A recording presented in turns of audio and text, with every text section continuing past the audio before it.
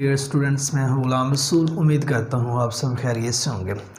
Dear students, आज हमारी साल अव्वल की गज़ल मोमन खान मोमन की सेकंड गज़ल उसके दूसरे हिस्से पर हम बात करने के लिए जा रहे हैं। मींस शेर नंबर 3 और 4 पर। इसके पहले 2 अशार पे हमने बात कर ली थी। तो मोमन खान मोमन की गज़ल का तीसरा शेर आप देखिए कि हमसे ना बोलो तुम, इसे क्या कहते हैं भला, इंसाफ कीजिए पूछते हैं आप ही से हम। कहते हैं हमसे ना बोलो तुम, इसे क्या कहते हैं। कहते हैं हमसे ना बोलो, ये जो तुमने मुझसे कलाम किया है, ये ऐ मेरे महबूब जो तूने मुझे कह दिया है कि हमसे ना बोलो, इसको क्या कहते हैं, इसका क्या जवाब हुआ, इस बात का मतलब क्या हुआ। कहते हैं इंसाफ कीजिए, आप खुद इंसाफ कीजिए, पूछते हैं आप ही से हम। अब आप ही से हम पूछते हैं, आप इस बात का इंसाफ कीजिए। जबकि दिल वो जो तमाम ख्वाहिशात का मंबा होता है, वो दिल जो तमाम दौलत होता है पूरे के पूरे इंसानी जिस्म की, वो जबकि मैंने तुझे सौंप दिया है, या जो दिल है जिसके अंदर पूरी कायनात बसती है कि ऐ मेरे महबूब मैंने तुझे सौंप दिया है, और तू किस बात पे मुझसे खफा है, और उस खफा होने की वजह से और तू मुझसे कहता है कि मुझसे बात ना करो, जबकि मेरे जज्बात, मेरे ख्यालात, मेरे एहसासात सब कुछ ऐ मेरे महबूब तेरे लिए हैं। जब मैंने अपनी ख्वाहिशात को, अपनी तमन्नाओं को सबको तेरे पर निसार कर दिया है, और तू ज़रा सी नाराज़गी में आके रकीब की बातों को सुनकर, पता नहीं और कौन सी बातों को तू सुनकर और मुझसे नाराज़गी तूने मोल ली है, और उस वजह से तू मुझसे बात ही नहीं कर रहा, मुझसे खफा हो गया। और ये मैं तुझसे सवाल करता हूँ, तू ही इस बात का इंसाफ कर, आया कि मुझे तुझसे बात करनी चाहिए कि नहीं करनी चाहिए। इसका एक मफ़हूम ये देखिए, आप हमसे हम कलाम होने से क्यों गुरेज़ा हैं।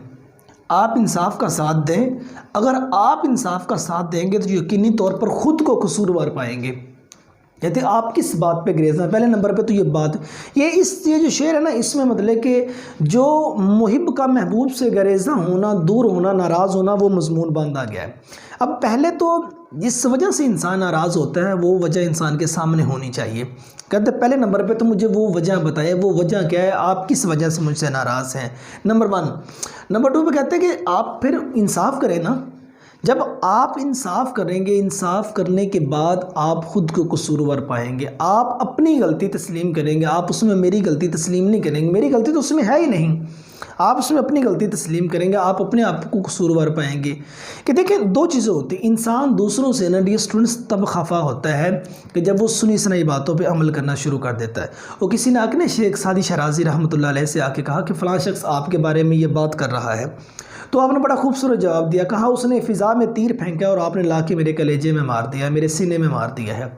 कि वो किसी ने कोई बात करके, मीन्स रकीब ने कोई बात आके महबूब को की, जब वो रकीब ने कोई बात आके महबूब को की तो उसने मतलब कि रकीब की बात पे अमल कर लिया, लेकिन उसने ये नहीं कहा कि मैं उसको अपने मुहिब से, मैं अपने आशिक से पूछूं कि क्या बात है, वजह क्या है। उससे कन्फर्म नहीं किया, उसकी बात पे अमल करके गुरेज़ा हो गया है, नाराज़ हो गया है। और कहते हैं कि अगर तू मुझसे नाराज़ हो गया है, एक बार मामले की तह तक तो पहुँच, और मामले की तह तक पहुँचने के बाद तू ख़ुद को कसूरवार समझेगा, तू ख़ुद को गलती वाला समझेगा, तू कहेगा हाँ इसमें गलती है तो मेरी है, मुझे उनकी बातों पे अमल नहीं करना चाहिए था। ये मज़मून इस पे बांधा जा रहा है। कहते इंसाफ कीजिए, पूछते हैं आप ही से हम। कहता अब हम आपसे पूछते हैं, आप इंसाफ करें, और इंसाफ करना पड़ेगा। इंसाफ के तकाज़े ये होते हैं कि किसी चीज़ को आँख से देख लिया जाए, कान से सुन लिया जाए, और उसके बाद उन बातों पे बिलीव करना चाहिए इंसान को। और फिर इंसाफ के या मतलब कि वो बात जो आप तक पहुंचती है उसके गवाह होने चाहिए, ठीक है ना। वो गवाह हो तो उसके बाद वो बात पे बिलीव किया जाए। जबकि कोई गवाह ना हो, कोई आंखों ने देखा नहीं, कानों ने सुना नहीं, इंसान चल के वहाँ तक गया नहीं, फिर सुनी सुनी बातों पर यहाँ से रिश्ते कमज़ोर पड़ जाते हैं, और ये मतलब कि वहाँ से फिर दोनों तरफ से नाराज़गियाँ बढ़ जाती हैं। और फिर मतलब कि देखो ना, अब फैसले बेहतर होते हैं फासलों से। तो जब वो तभी मुमकिन होता है, तभी जिन 2 अशख़ास के दरमियान कुछ गलतियां होती हैं उनको एक जगह पे बैठकर, एक प्लेस पे बैठकर उनको निपटा दिया जाए। वो जो झगड़े हैं उनको एक जगह पर बैठ के ख़त्म कर दिया जाए, तो दैन पॉसिबिलिटीज़ होती हैं कि जो इंसानी हालात हैं वो अच्छे तरीके से चल सकें।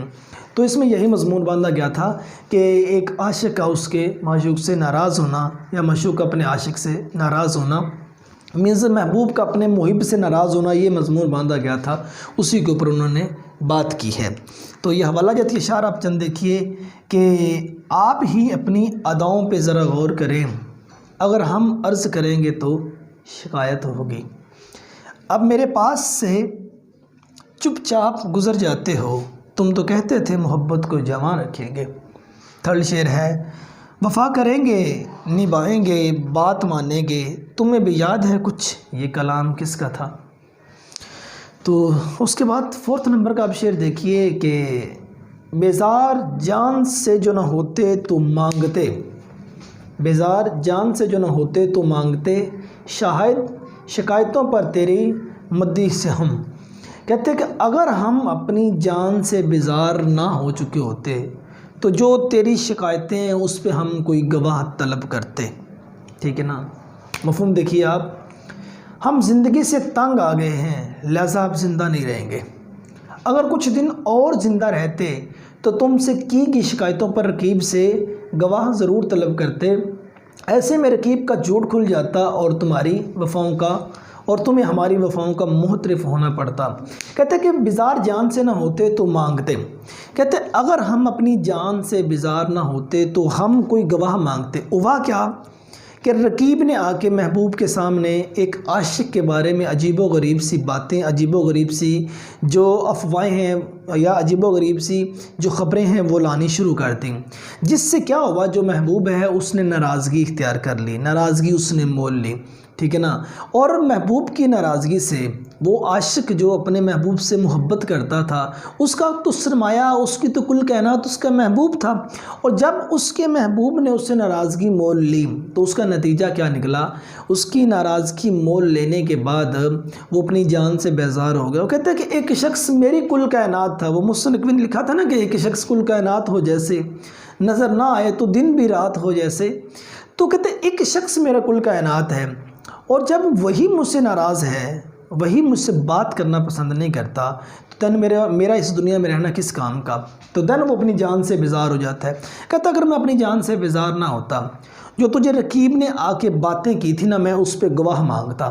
ये जो तुझे रकीब ने आके बातें की हैं तो रकीब को ये बात किसने की है, इसका गवाह पेश किया जाए। और जब इसका गवाह पेश किया जाता, ठीक है ना, देन रकीब ने झूठा निकलना था। रकीब वो तीसरा शख्स होता है जो एक आशिक और मशूक के प्यार के दरमियान में खलल डालता है। कहते देन एक गवाह मांगा जाता और जब गवाह सामने आता तो उस वक़्त रकीब का झूठ सामने आ जाता। जब रकीब का झूठ सामने आ जाता, रकीब के झूठ के सामने आने पे ए मेरे महबूब तेरी आंखें खुल जाती। उस वक़्त तू रकीब को झूठा पाता और मुझे उस वक़्त तू सच्चा समझता। और तो देन तो जान जाता कि मैं वाकई मेरे जज्बात, मेरे एहसासात, मेरे ख्यालात सब तेरे लिए हैं, मीन्स मेरी मोहब्बत सब तेरे लिए है, लेकिन मैं जान से बेजार हूँ, इसलिए मैं किसी और को दरमियान में नहीं ला सकता। ये मजाजी पे मतलब की शेर था, इसको हमने बयान कर दिया। तो इसके ये हवाला जाते अशारा देखिए, समाहत से अगर पहले सज़ा तजवीज़ कर दी हो दलाइल बेगनाही के तो फिर बेजान लगते हैं। वो जो रूठे यूँ मनाना चाहिए कि ज़िंदगी से रूठ जाना चाहिए। हो चुकी गालिब बलाएं सब तमाम, एक मर्ग नागहानी और है। तो डियर स्टूडेंट्स, आज के इस लेक्चर में हमने मोमिन खां मोमिन के शेर नंबर 3, दूसरी गज़ल के शेर नंबर 3 और 4 पे बात की। तो उम्मीद करता हूँ डियर स्टूडेंट्स आपको इसकी समझ आ गई होगी। तो नेक्स्ट लेक्चर में मिलते हैं। अपना ढेर सारा ख्याल रखिएगा। फ़ी अमानिल्लाह।